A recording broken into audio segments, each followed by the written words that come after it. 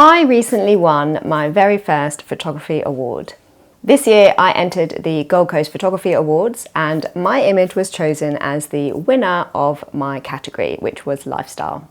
I didn't win the overall grand prize, so I guess I kind of came second along with all of the other category winners. But this is the first time that I've received any real recognition for my photography, so for me this was really, really special. It cost me just $10 to enter and I received more than $500 worth of prizes. So it's a reminder to me and to you to put yourself and your work out there more. So this is my winning photograph.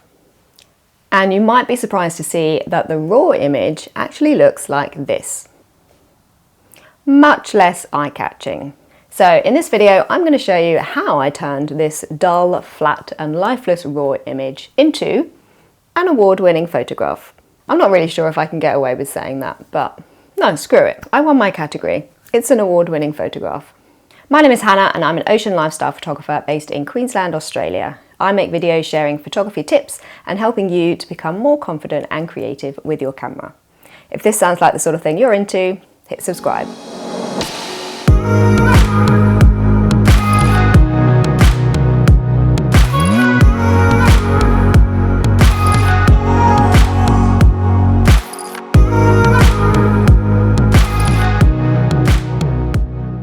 I'd just like to start by telling you a little bit about this photo and why the raw image looks as dull and lifeless as it does.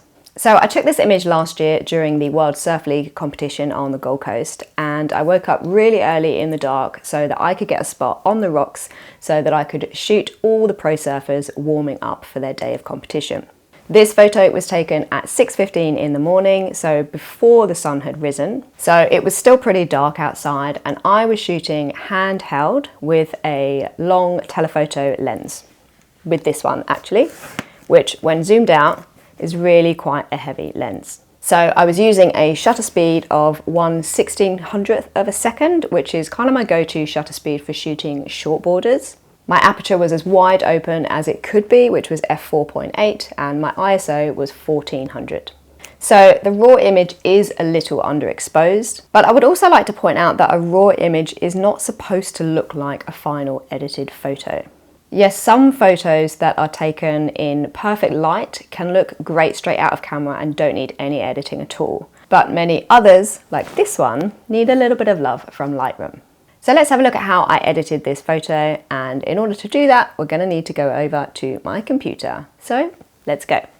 So here we are in Lightroom. Now the first thing that I'm going to do is I'm going to brighten this image up a little bit. So we're just going to increase the exposure, and then if we zoom in you can see that this image is quite noisy. So I'm going to use Lightroom's amazing noise reduction tool called denoise, and if you look at the before and after, you can see that that's done a really, really good job. Next we're going to do the white balance, so I really want to warm this image up a little bit to bring out those beautiful sunrise colours in the sky. So we're going to move the temperature slider to the yellow, and then I'm also going to change the tint as well and just add a little bit more red to the tint. Now whenever I'm making white balance changes to a surf photo or a photo that has waves in it, I'm always looking at the white water as I'm doing this, because we want to make sure that the white water doesn't look too red, for example, like that, or too green. So this is just a really good place to kind of gauge where your white balance should be. And now this image is looking super flat. I'm going to come into the tone curve and I'm just going to start by adding a nice S-curve.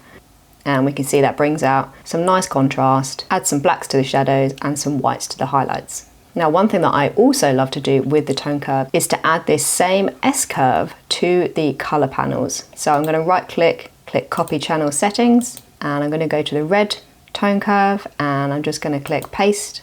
I'm going to do the same on the green and the same on the blue. By adding the same tone curve to each of the color channels, we basically balance out the colors, and then we can go in and make any specific adjustments we might want to. Now those are all the adjustments that I'm going to make within these tools. Everything else I'm going to do using masks. Lightroom masks are really, really good and means you can easily make adjustments to specific parts of your image. And this has recently become one of my favorite ways to edit. So we're going to start with the sky.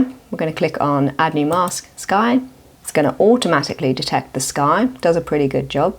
And I'm going to warm the sky up a little bit. So I'm going to adjust the temperature, and I'm also going to come down and dehaze the sky a little bit. It was a pretty hazy morning. And then let's add a little bit more saturation to really bring out those colours. Don't forget, you can always come back and readjust these later. Now I feel like this sky is still really lacking some contrast. It's really looking super flat. So I'm going to do a gradient mask. Just bring that down from the top of the photo to kind of cover the whole sky. And I'm going to come into the curves and I'm going to add an S curve here.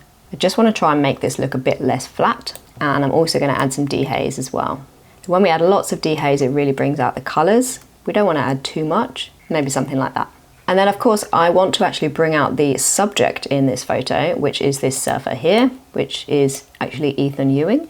So I'm going to add a gradient mask to the bottom of this image and basically cover the whole of the foreground because I want to brighten this up. So I'm going to increase the exposure a little bit, and I'm also going to increase the whites a little bit. I just find that when you increase whites, it makes the light really look like it's hitting in that area. Then what I'm going to do is something that I like to do in a lot of my images actually, is I'm going to add another gradient mask, but just to the corner to kind of direct the viewer's attention away from this area. And I'm just going to remove some of this brightness that we've just added. Don't forget, when you're using masks, you can just click on this little eye icon here and you can see what it looked like before you added the masks and where you're at now. It's really important to do this quite often when you're editing so that you don't over edit your photos. Some people might say that this already looks over edited, but I don't agree. I think I still need to add some more focus to our actual subject. So I'm going to do this by using a radial gradient, and I'm going to place this over our subject, and I'm going to increase the exposure. I'm also going to use a subject mask, so let's see if Lightroom can detect the subject. Okay, it thinks that all of this is the subject, which I actually don't mind because this is the wave that I do want to brighten up a little bit. So we can increase the exposure on here a little bit as well. But my actual subject is this surfer, so I think what I'm going to have to do is I'm going to have to zoom in, and I'm going to have to use the objects mask and actually just kind of run it over my subject. And there we go, that's much better. I'm going to lift the exposure on him a tiny bit, and I want to make him stand out a little bit more. So I'm going to increase the whites, decrease the blacks, and then add a little bit of clarity. Perfect. Let's look at the before our subject and after. Beautiful. And let's just take another look at the whole image. I feel like I want to basically do what I did in the bottom left-hand corner in the top corner. So I'm going to create another linear mask and just run it over this kind of blue part of the sky. And I'm going to make it look a bit more blue because it is blue. So I'm going to decrease the temperature, move it to the more blue side, and add a little bit more red to the tint so that it looks a bit more purple, and just decrease the exposure a little bit. And now if we look at the before and after, what a transformation. And it is as simple as that. Please don't forget that editing is just a part of the creative process. It's a place where you can express yourself, and despite what some people might say, there is no right or wrong way to edit. And there are lots of different tools that you can use in Lightroom to essentially do the same thing. It's about finding a process that you enjoy and creating an image that you love. I hope this video has helped you to feel more confident editing your photos, and maybe has inspired you to enter a photography competition. If you would like to purchase this image as a print, I will leave a link to my online print store below. If you have any questions, please let me know in the comments, and most importantly, stay safe and have fun.